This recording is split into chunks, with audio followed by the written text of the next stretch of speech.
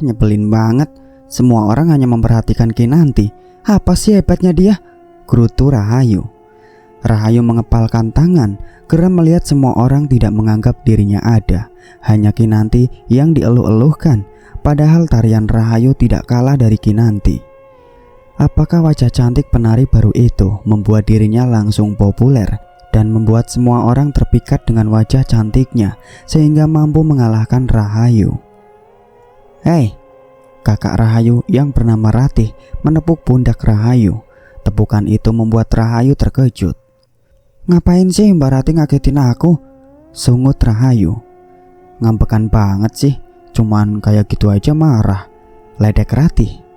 Aku lagi kesel banget Mbak Ratih jangan gangguin, ucap Rahayu. Apa yang membuat kamu kesal? Kamu kan bisa cerita sama mbakmu ini. Sikap Ratih berubah menjadi serius. Rahayu mengembuskan nafas panjangnya. Penari baru itu Mbak, dia langsung jadi pusat perhatian semua orang. Banyak orang yang hanya melihatnya saja tanpa ada yang melirik aku, sungut Rahayu. Kinanti maksudnya, selidik Ratih. Rahayu mendesah kesal. Mungkin karena dia cantik. Yang Mbak dengar sih Kinanti itu sering bersemedi di curug di mana gitu untuk mempercantik diri, dan ada beberapa ritual juga yang harus dilakukannya. Katanya sih gitu, Bebe Ratih. Hah? Berarti si Kinanti itu pakai ilmu pengasihan gitu ya Mbak?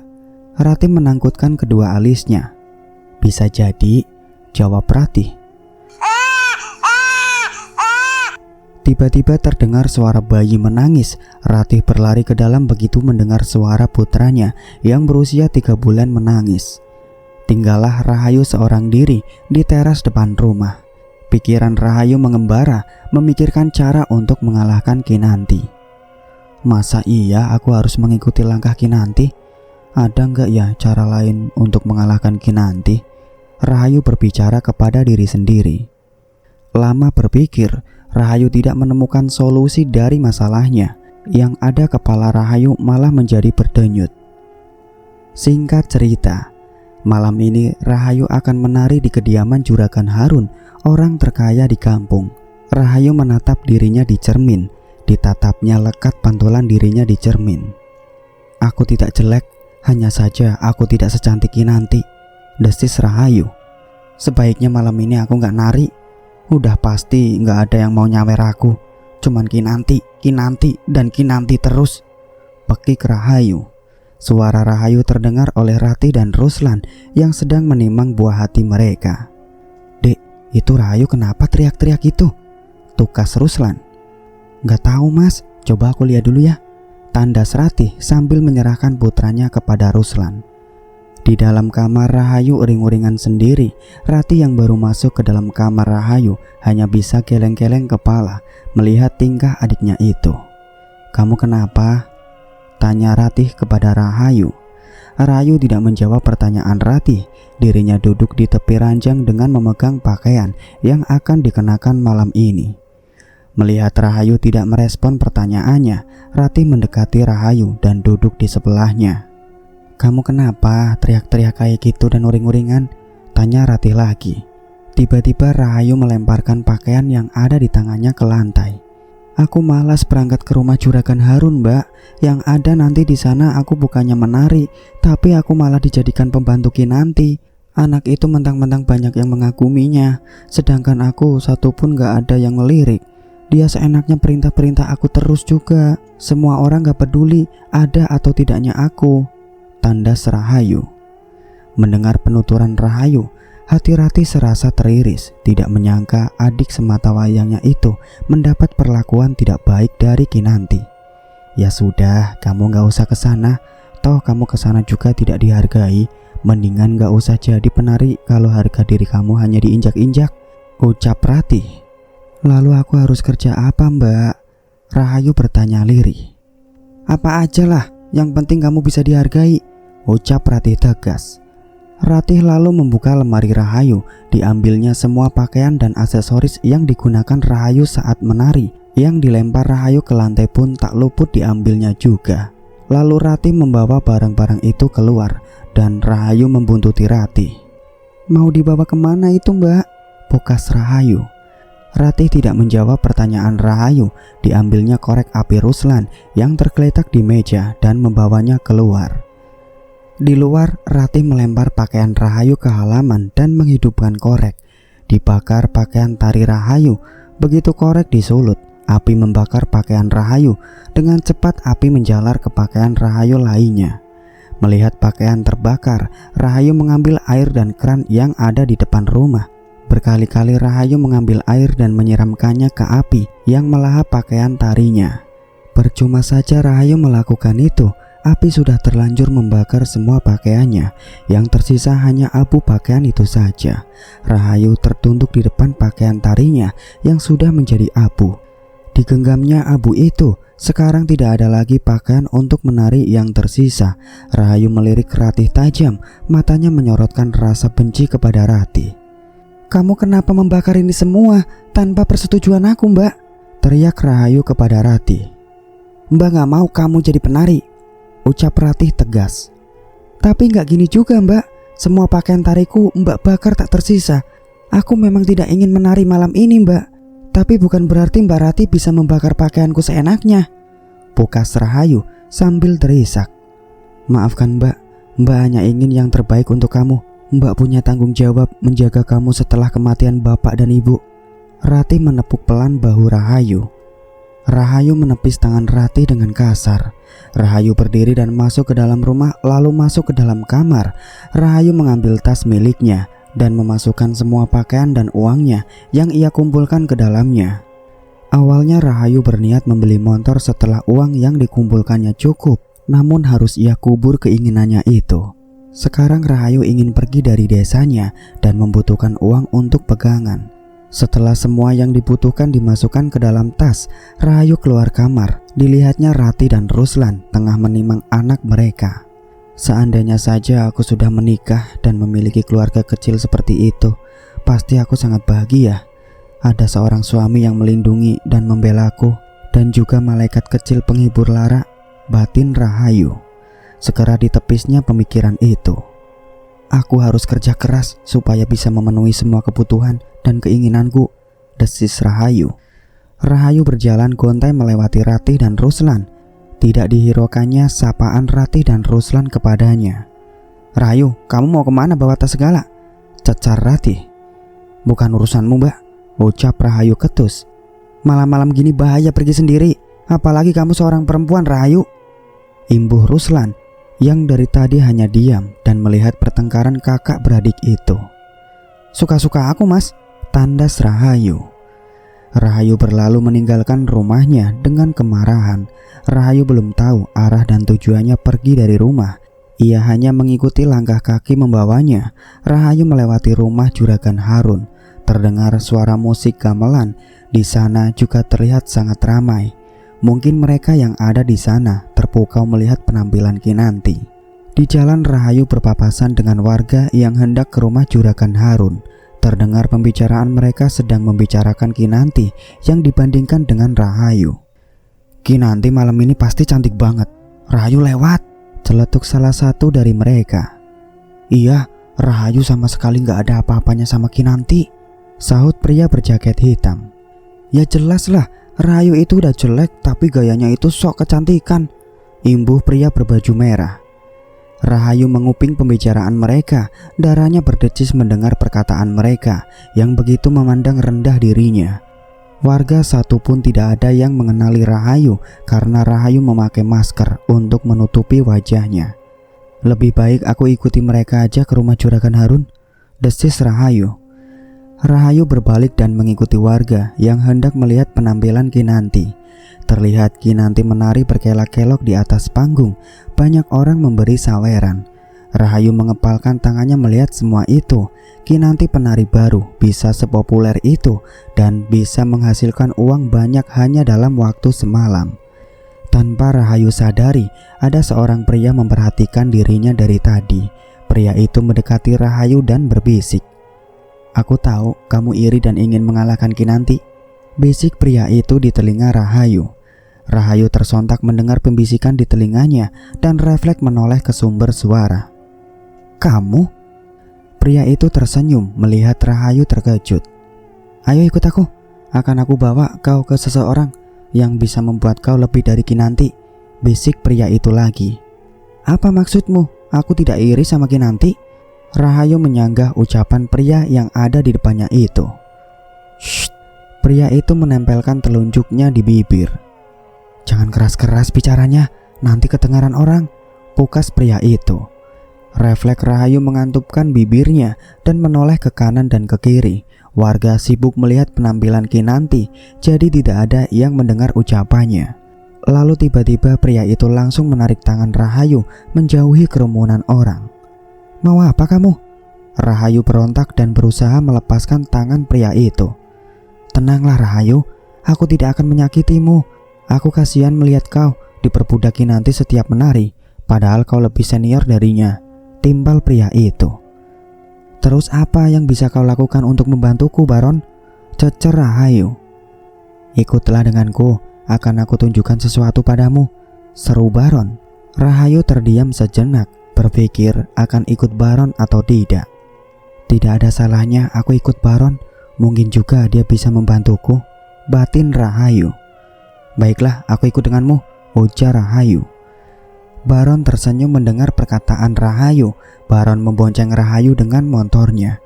Baron mengendarai motornya melewati hutan yang warga desa tahu itu adalah hutan larangan karena terkenal angkernya, sehingga tidak ada satupun warga yang berani menginjak kaki di hutan itu. Rahayu mengelus tangannya. Udara di hutan itu sangat dingin dan membuat bulu kuduk Rahayu berdiri. Walaupun sekarang terang bulan, hutan itu tetap gelap karena cahaya bulan tidak bisa masuk ke dalam hutan. Karena pohon di hutan itu besar-besar dengan batang tinggi menjulang ke atas. Ranting-ranting pohon saling berhimpit dengan daun-daun saling bergesekan, menimbulkan suara khas. Mereka hanya memperoleh penerangan dari motor milik Baron. Perasaan Rahayu tidak tenang. Di sepanjang kiri kanan jalan banyak penampakan makhluk-makhluk menyeramkan. Keringat dingin mulai membasahi tubuh Rahayu walaupun udara di hutan itu begitu dingin. Campur aduk yang Rahayu rasakan, baru kali ini gadis itu melihat penampakan hantu. Bisa terkencing-kencing di celana kalau lama-lama melihat penampakan. Rahayu mulai gelisah duduk di motor. Ia mulai berpikir yang tidak-tidak terhadap Baron. Ingin kabur, namun Rahayu tidak memiliki keberanian. Karena di sepanjang bahu jalan banyak sosok-sosok mengerikan menatap tajam ke arahnya. Mau tidak mau Rahayu harus tetap diam di motor walaupun khawatir apa yang akan dilakukan Baron. Baron yang duduk di jok depan memahami ketakutan dan kegelisahan Rahayu. "Aku tahu kamu takut. Tenang aja Rahayu, aku tidak akan berbuat macam-macam kepadamu. Aku hanya akan membantumu ke seseorang yang bisa merubah hidupmu. Tapi itu semua sih terserah kamu.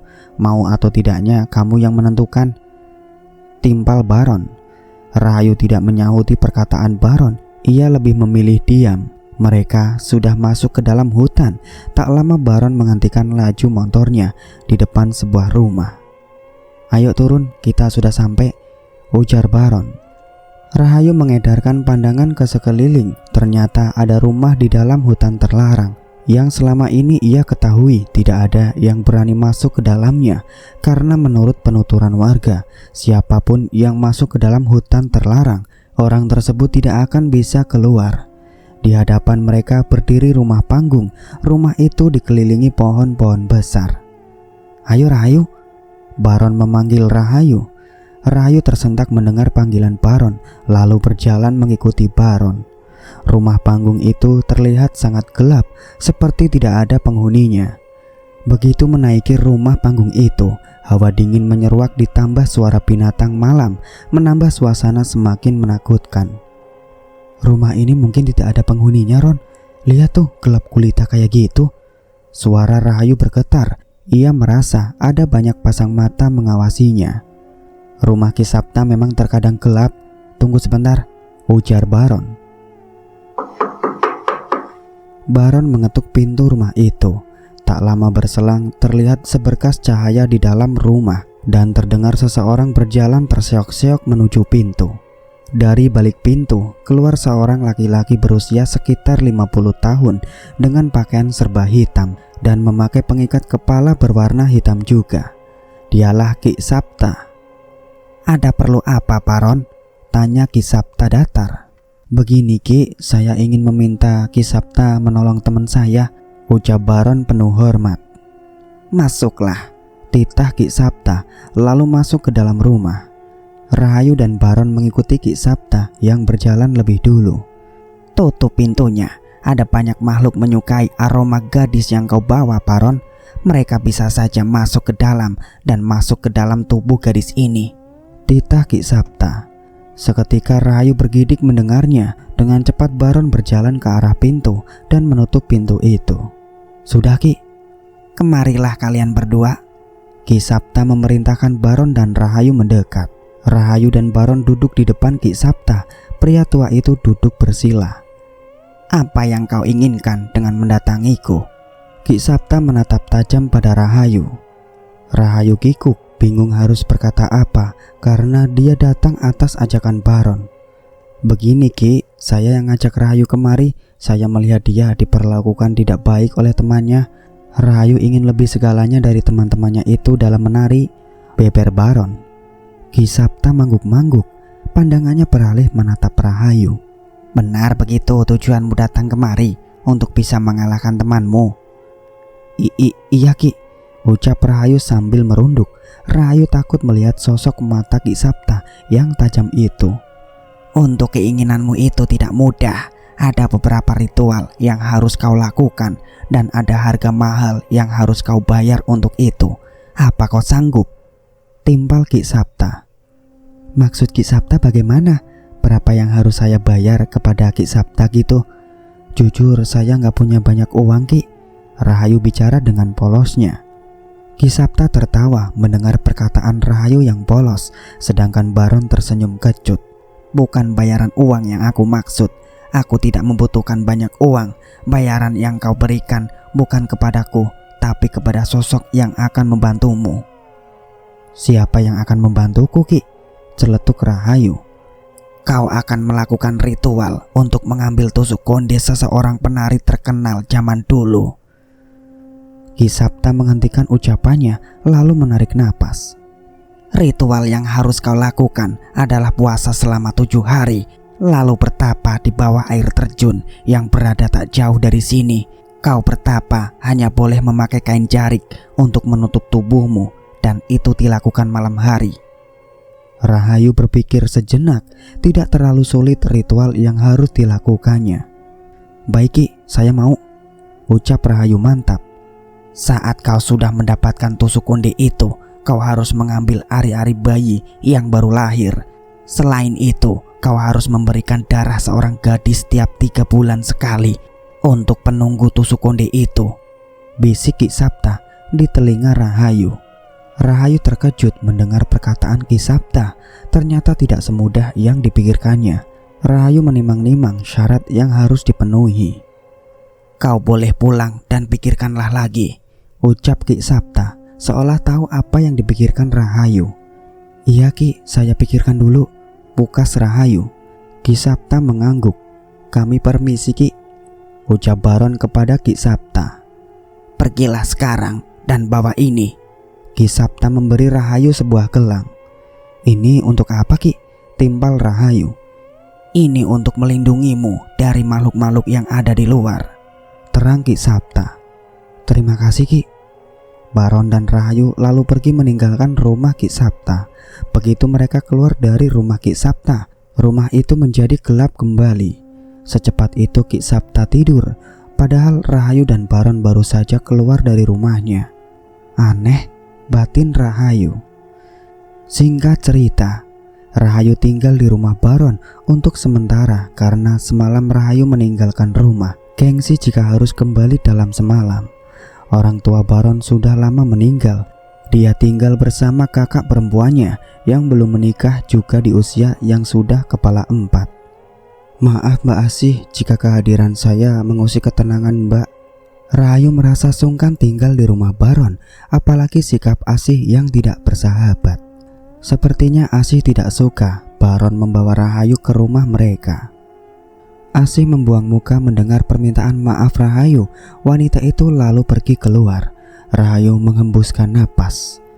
Tinggal di sini rasanya tidak enak sama Mbak Asih. Mau pulang baju-baju sudah aku bawa semua. Aku harus gimana? Gumam Rahayu.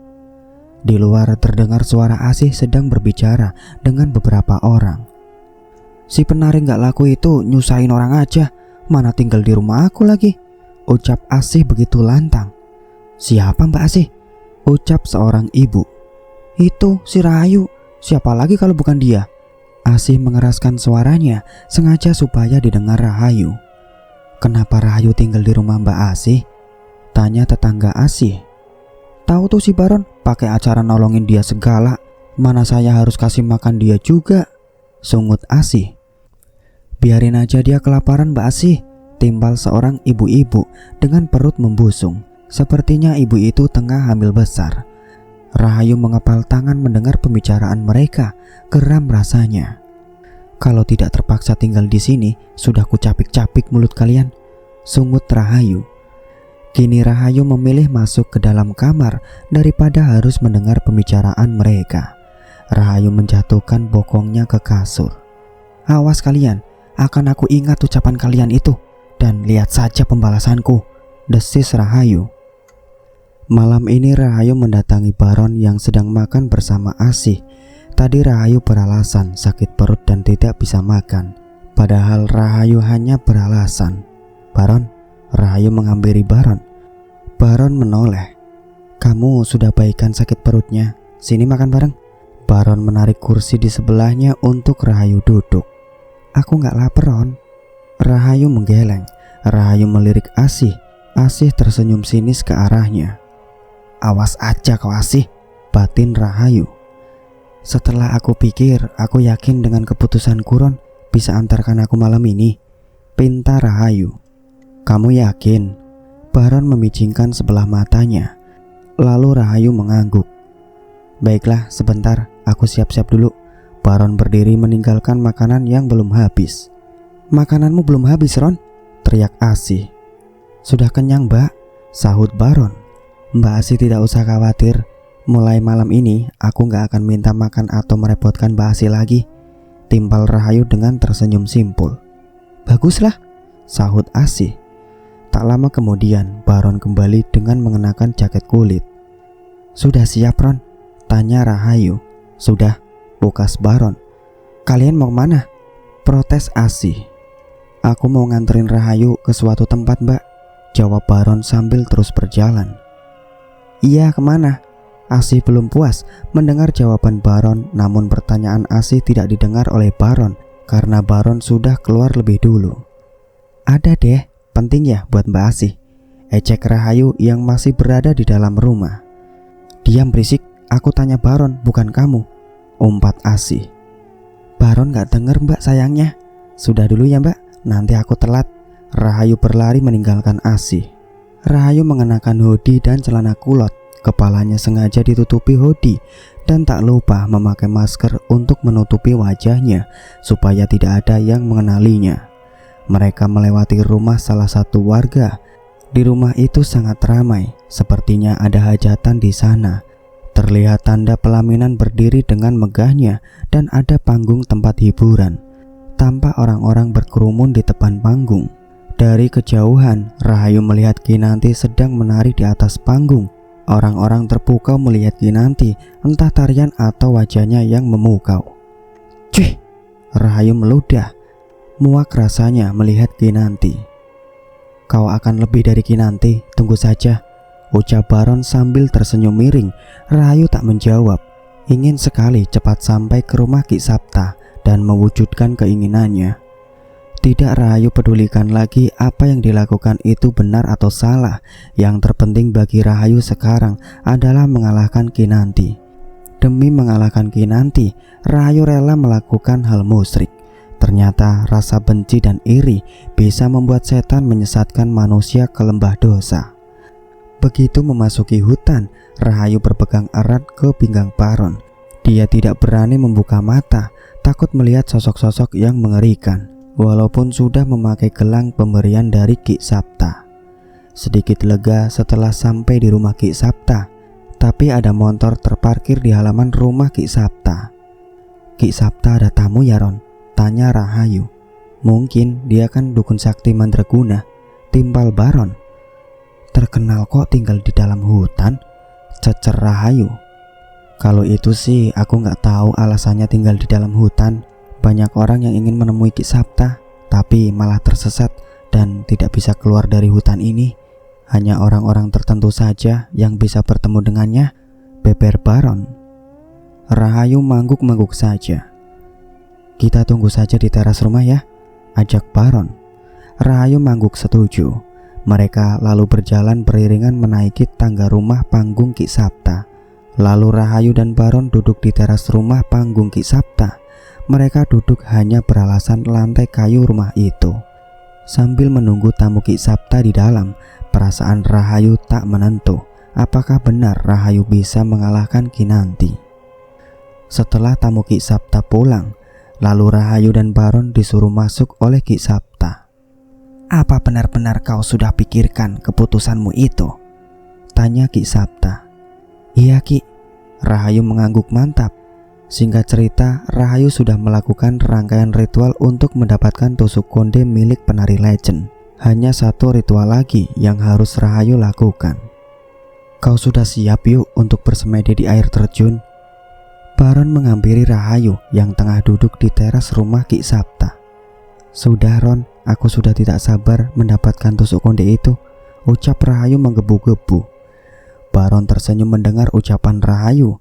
Wanita itu kini sangat berambisi, tidak seperti Rahayu yang dulu, selalu pasrah dan menerima keadaan. "Gantilah pakaianmu dengan kain jarik ini." Ki Sapta memberikan kain jarik kepada Rahayu. "Baik Ki."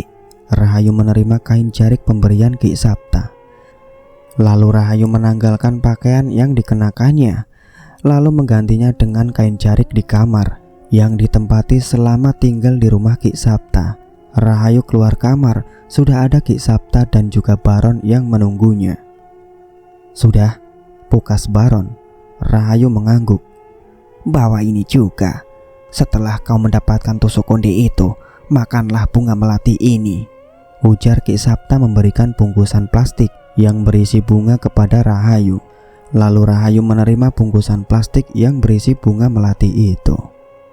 "Saya harus makan bunga melati juga Ki?" tanya Rahayu.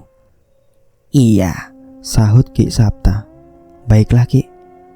"Sekarang pergilah, biar Baron mengantarkanmu ke sana," titah Ki Sapta. Rahayu berjalan berdampingan dengan Baron. "Jauh ya Ron air terjunnya?" tanya Rahayu. "Lumayan yuk," timpal Baron. Mereka berjalan sekitar 60 menit. Baron menghentikan langkahnya. "Yuk, aku hanya bisa mengantarkanmu sampai di sini," tandas Baron. "Jadi kamu nggak tahu letak air terjun itu di mana?" "Bukan gitu yuk, aku hanya diperbolehkan mengantarkanmu sampai di sini. Selanjutnya kau harus pergi ke air terjun itu sendiri," tandas Baron. "Lalu di mana letak air terjun itu Ron?" tanya Rahayu. "Kau terus berjalan saja, nanti akan terdengar suara gemericik air. Carilah di mana suara itu berasal. Disitulah air terjun itu berada," ucap Baron. "Kenapa Ki Sapta nggak ngasih tahu aku kalau kamu nggak boleh nganterin aku langsung ke air terjun itu Ron?" Rahayu mengerutkan keningnya. "Tadi waktu kau ganti pakaian, Ki Sapta sudah memberitahuku yuk. Untuk mempercepat waktu, Ki Sapta tidak memberitahu kamu lagi," jelas Baron. Rahayu mangguk-mangguk saja mendengar penjelasan dari Baron. "Bawa obor ini bersamamu yuk." Baron menyerahkan obor yang dipegangnya untuk dipegang Rahayu. "Lalu gimana dengan kau Ron?" tanya Rahayu. "Tenang aja yuk, aku sudah paham jalan di hutan ini. Besok pagi aku akan menjemputmu." "Baiklah Ron." Rahayu menerima obor yang diberikan Baron kepadanya. Kini obor itu sudah berpindah tangan ke tangan Rahayu. "Cepat yuk, air terjun itu sudah dekat," ujar Baron. Rahayu mengangguk lalu berjalan meninggalkan Baron. "Tunggu yuk, di sepanjang jalan menuju air terjun itu akan banyak gangguan Sampai kau bersemedi nanti pun akan lebih banyak gangguan yang akan kau alami. Kamu jangan sampai terkecoh, ujar Baron. Iya Ron, terima kasih banyak ya Ron sudah memberitahuku, ucap Rahayu. Rahayu berjalan sendiri menuju air terjun, hanya berbekal obor sebagai pencahayaan. Angin berhembus kencang, membuat api obor yang dipegang Rahayu meliuk-liuk.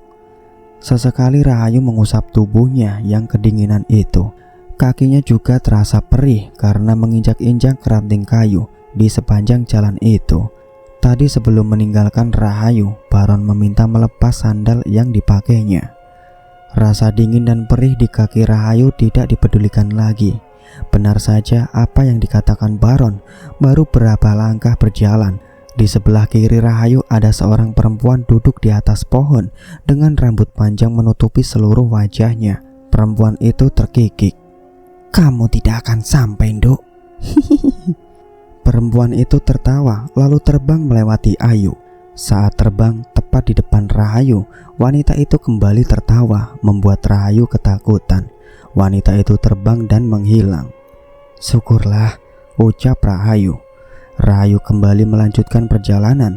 Samar-samar dari kejauhan ada sosok anak kecil dengan wajah tak seperti manusia umumnya. Anak kecil itu tidak memiliki hidung dan telinga.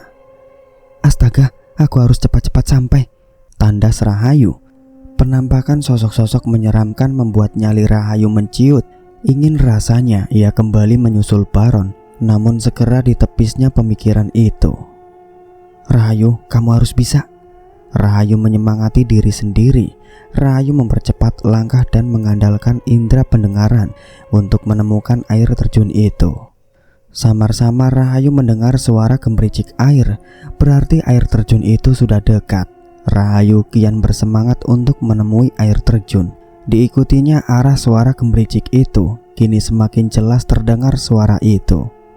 Mata Rahayu celalatan menyapu sekitar tempat itu. Rahayu tersenyum, tak jauh dari dirinya berdiri, tampak air terjun. Air terjun itu berada di atas tebing yang mengalir ke sungai di bawahnya. Melihat pemandangan itu Rahayu takjub, ternyata di hutan larang ada air terjun yang sangat indah. Rahayu tak bergeming melihat keindahan air terjun itu. Lalu Rahayu cepat bersandar. Tujuannya kemari bukan untuk berhibur, melainkan untuk melakukan satu ritual. Tinggal satu lagi. Rahayu menarik napas dalam-dalam, mengisi oksigen sebanyak-banyaknya ke dalam paru-parunya, lalu dihembuskan. Lalu Rahayu mendekati air terjun itu dan meletakkan obor di atas bumbung bambu yang berada di dekat air terjun. Setelah meletakkan obor, Rahayu duduk bersila di atas batu di dekat air terjun. Mata Rahayu terbejam. Wus, angin kencang menerpa tubuh Rahayu hingga membuat Rahayu menggigil. Nduk Cahayu, buka matamu, bantu ibu masak sini. Terdengar suara orang yang sangat Rahayu rindukan selama ini. Ingin Rahayu membuka mata. Tanpa terasa dalam keadaan mata terpejam, air mata Rahayu menganak sungai.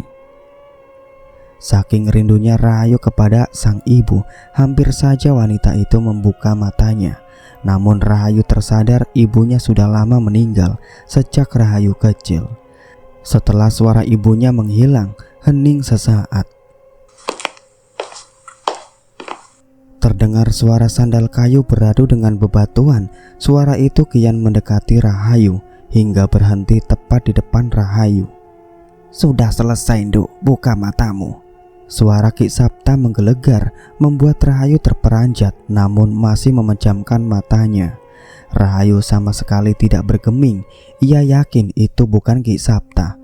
Bukankah Baron yang akan menjemputnya? Bukan Ki Sapta. Tak lama kemudian suara Ki Sapta menghilang dan kembali hening. Nduk, tolong bapak sakit, Nduk. Terdengar suara bapak Rahayu meminta tolong. Rahayu tetap tidak bergeming. Ia tahu itu bukan bapaknya. Bapak Rahayu sudah hampir 1 tahun meninggal karena sakit. Sudah yuk, buka matamu. Ayo kita pergi dari sini, temui Ki Sapta. Kini terdengar suara Baron. Rahayu tetap tidak bergeming. Pasti ini gangguan untuk mengacaukan semedinya. Yuk, bantu Mbak, Restu sakit. Mbak gak ada uang untuk berobat Restu. Sekarang terdengar suara Ratih yang memanggilnya.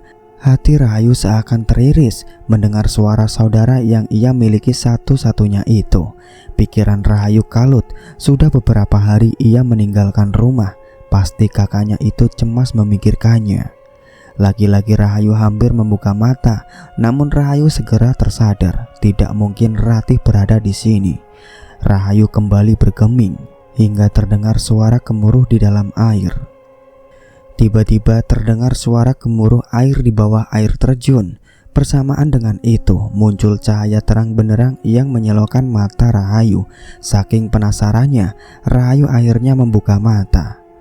Tampak di depan matanya, di bawah guyuran air terjun, sosok perempuan cantik menari-nari.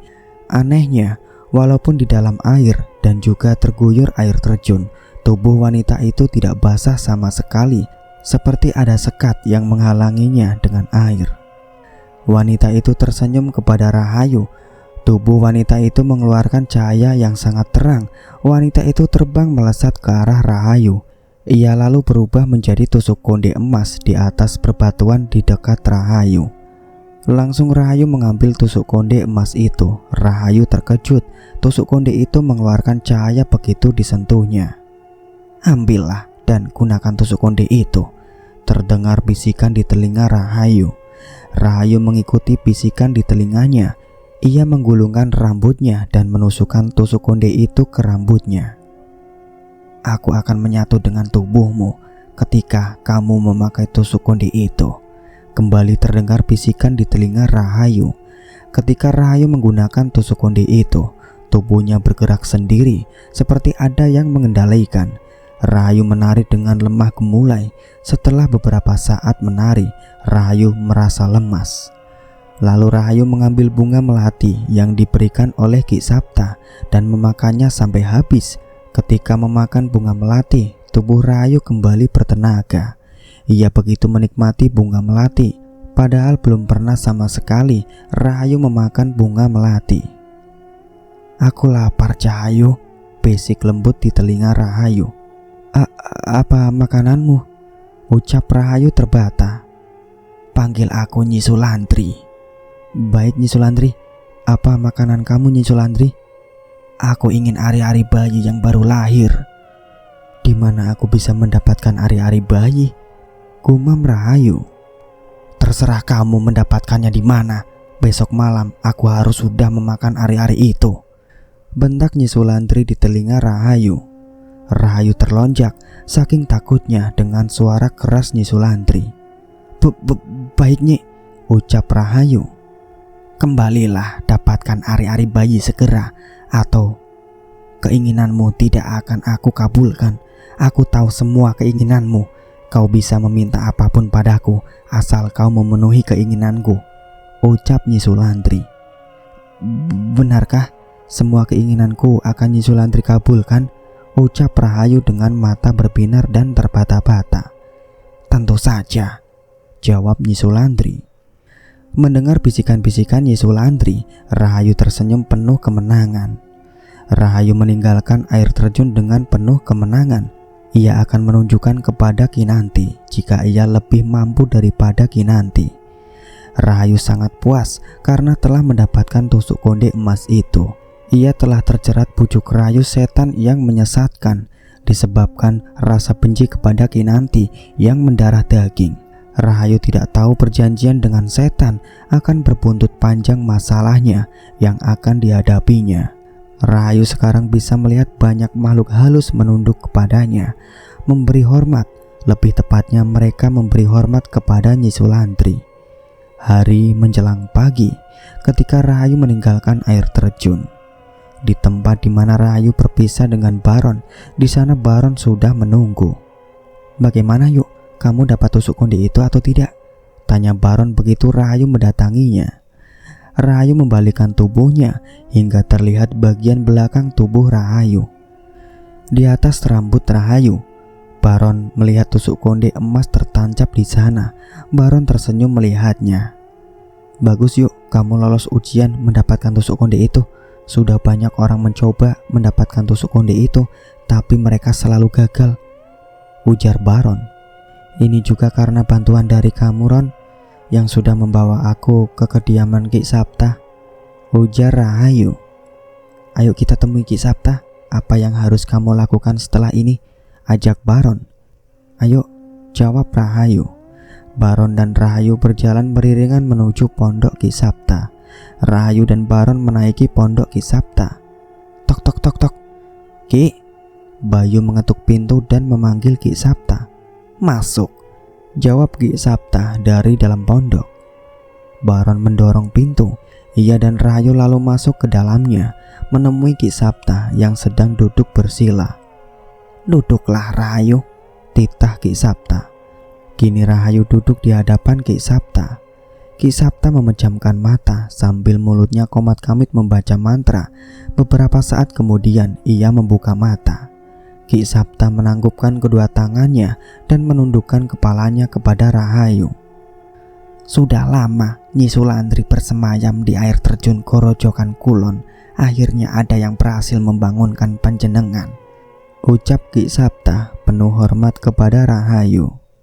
Aku menyukai anak ini. Rasa amarah dan bencinya merupakan salah satu sumber kekuatanku. Sosok Nyi Sulantri yang berada di tubuh Rahayu tertawa nyaring. Gantilah pakaianmu dan segera lakukan permintaan Nyi Sulantri, titah Ki Sapta kepada Rahayu. Baik Ki. Rahayu mengangguk. Ia kemudian masuk ke dalam kamar untuk mengganti pakaian. Setelah berganti pakaian, Rahayu dan Baron pergi meninggalkan rumah Ki Sapta. Sebelum pergi, Ki Sapta berpesan, jangan sampai telat menuruti keinginan Nyi Sulantri. Kalau tidak, kamu sendiri yang akan menjadi tumbal Nyi Sulantri. Dan pantang dari penggunaan tusuk konde itu adalah kamu tidak boleh menikah. Baik Ki, saya mengerti, ucap Rahayu. Di sepanjang perjalanan melewati hutan larangan yang terkenal angkernya, Rahayu tidak sekalipun melihat ataupun diganggu hantu-hantu yang ada di hutan itu. Mungkin karena ia membawa tusuk konde emas di mana Nyi Sulantri bersemayam. Ron, aku gak enak tinggal di rumah kamu. Rahayu membuka percakapan. Lalu kamu mau tinggal di mana? Ucap Baron.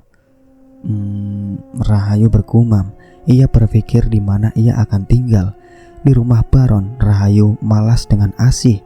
Pulang ke rumah ia gengsi pada Ratih dan Ruslan.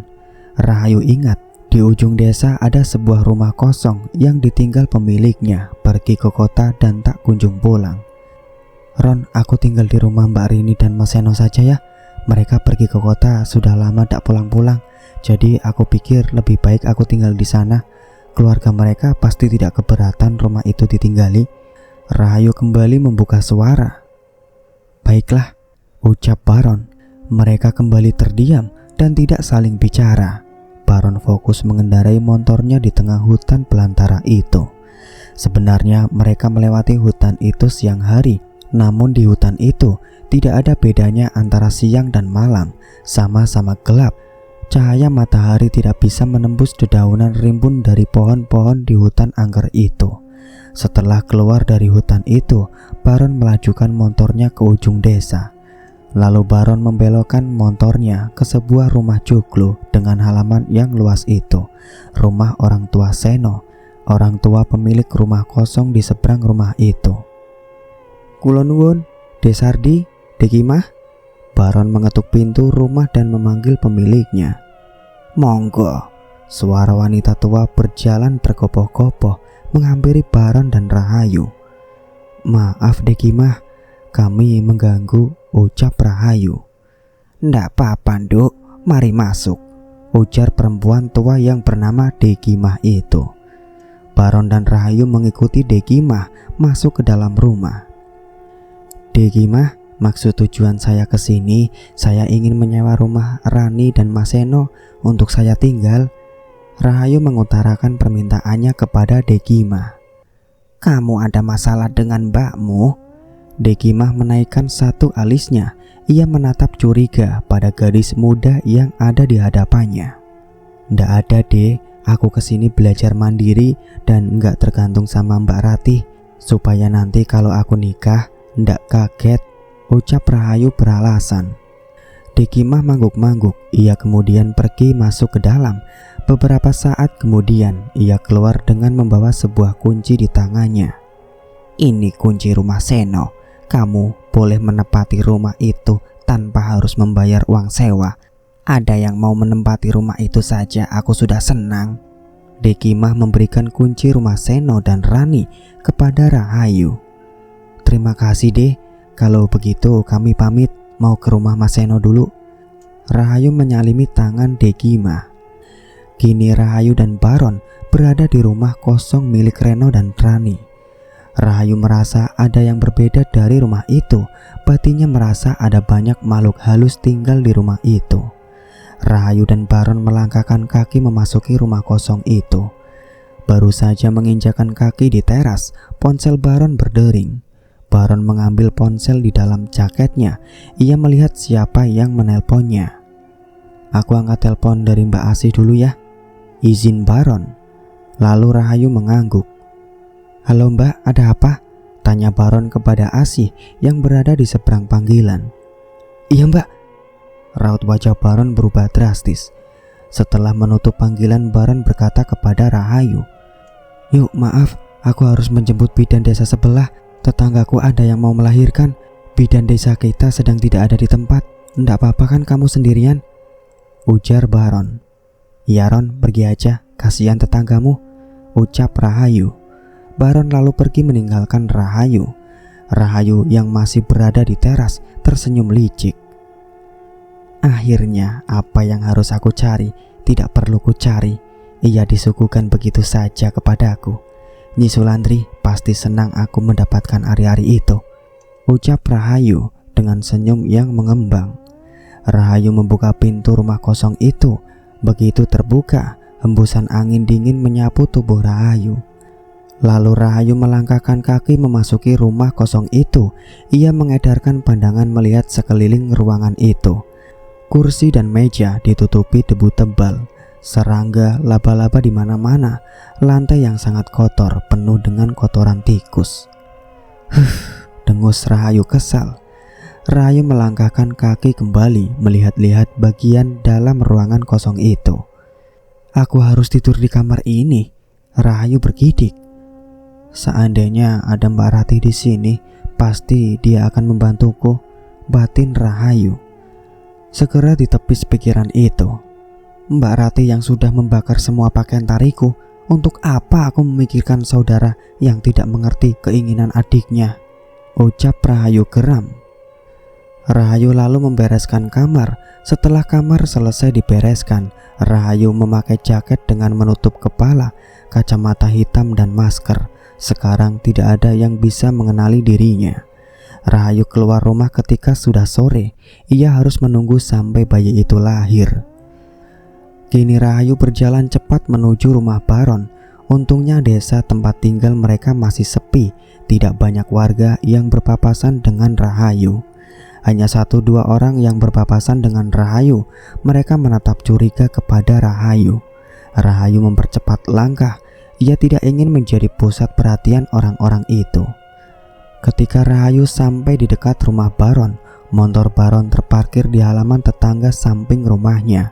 Baron terlihat sedang berbicara kepada beberapa orang. Pasti ini rumah tetangga Baron yang akan melahirkan. Mungkin ibu-ibu bermulut pedas itu yang akan melahirkan. Rahayu teringat beberapa hari lalu Mbak Asih dan seorang ibu hamil merendahkannya. Awas kau, bukan hanya ari-ari bayi anakmu yang akan kuambil, suamimu juga akan kubuat bertekuk lutut kepadaku. Rahayu tersenyum licik. Hati dan pikiran Rahayu menjelma menjadi iblis yang penuh rasa dendam. Kini Rahayu berjalan mengendap-endap mendekati rumah itu. Ia naik ke atas pohon yang berada di samping rumah tetangga Baron yang akan melahirkan. Rahayu menunggu sampai malam. Tekadnya sudah bulat. Ia akan melakukan apapun demi menuntaskan rasa sakit hatinya. Takdir tidak adil padaku. Akan kubuat takdirku sendiri dan membalas orang-orang yang menyakitiku, ujar Rahayu dalam hati. Tiba-tiba terdengar suara wanita merintih di rumah itu. Mas, sakit, ucap wanita hamil itu. Sabar dek, bayi kita sebentar lagi lahir. Kamu harus kuat, ucap suaminya. Beberapa saat kemudian terdengar suara wanita mengejang, lalu terdengar suara bayi menangis. Seketika Rahayu tersenyum puas. Ia melompat dari pohon tempat persembunyian dan berjalan mendekati jendela. Hanya ada si wanita yang terbaring lemah di tempat tidur. Si suami dan bidan yang menolong persalinannya tidak ada. Ada sebuah kendi di atas nakas di dekat si wanita. Pasti ari-ari bayinya ada di dalam kendi itu. Rahayu melompat ke dalam kamar melalui jendela. Wanita itu terkejut melihat Rahayu masuk ke dalam kamarnya melalui jendela. "Siapa kamu? Apa yang mau kamu lakukan?" ucap ibu-ibu itu. "Diam!" bentak Rahayu. Wanita itu ketakutan melihat penampilan Rahayu. Ia tidak mengenali orang yang berada di depannya adalah Rahayu. Ketika wanita itu hampir teriak, "Mas, tok!" Rahayu memukul wanita itu sampai pingsan. Sebelum wanita itu menyelesaikan ucapannya, gegas Rahayu mengambil kendi itu dan keluar melalui jendela. Setelah Rahayu jauh dari rumah itu, terdengar keributan di rumah pasang yang baru dikaruniai anak. "Rasakan!" umpat Rahayu. Kini Rahayu mempercepat langkah meninggalkan rumah itu. Untung saja Baron tidak tahu pembicaraan mengenai ari-ari bayi yang diinginkan Nyi Sulandri. Ia tidak perlu khawatir dicurigai Baron. Sesampainya di rumah, Rahayu mengunci pintu. Rahayu meletakkan kendi berisi ari-ari di atas meja. Lalu Rahayu mengambil tusuk konde di dalam saku bajunya. Belum sempat Rahayu memakai tusuk konde itu, banyak penampakan makhluk halus menarik-narik kendi berisi ari-ari. Mereka saling berebut ari-ari itu. Bau ari-ari anyir itu mengundang mereka untuk mendekat. Rahayu cepat-cepat menggelungkan rambutnya dan mengenakan tusuk konde itu.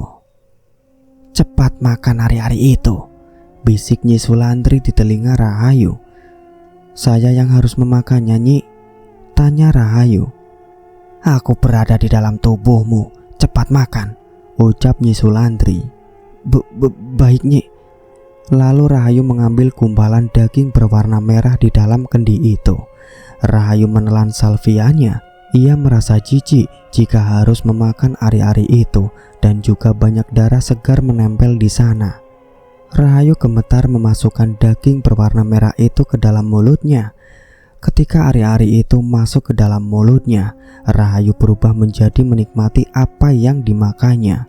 Tidak ada rasa jijik sama sekali. Darah yang masih menempel di ari-ari menempel juga di mulutnya, hingga mulut Rahayu bau anyir. Rahayu menjilat jari-jarinya yang penuh darah itu. Ada dua sisi di dalam hatinya. Satu sisi ia tidak menerima hal gila yang dilakukannya ini. Satu sisi lainnya begitu menikmati perbuatannya ini. "Hei anak manusia, awas saja pendirianmu goyah. Akan kubuat semakin banyak orang membencimu. Sekali terikat perjanjian denganku, kau tidak bisa membatalkannya."